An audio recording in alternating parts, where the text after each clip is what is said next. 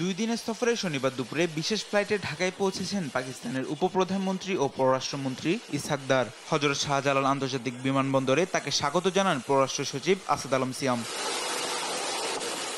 সফরের অংশ হিসেবে প্রধান উপদেষ্টা ডক্টর মোহাম্মদ ইউনূস, পররাষ্ট্র উপদেষ্টা মোহাম্মদ তৌহিদ হোসেন সহ রাজনৈতিক নেতাদের সঙ্গে বৈঠক করবেন তিনি।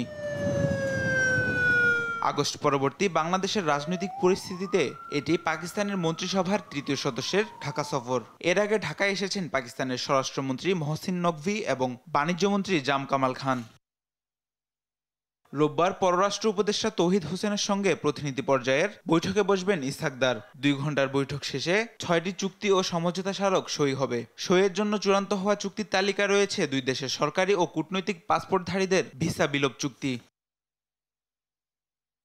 এছাড়া সই হবে 2 দেশের বাণিজ্য বিষয়ক জয়েন্ট ওয়ার্কিং গ্রুপ গঠন, সংস্কৃতি বিনিময়, 2 দেশের মধ্যে ফরেন সার্ভিস একাডেমির মধ্যে সহযোগিতা সহ কয়েকটি সমঝোতা স্মারক।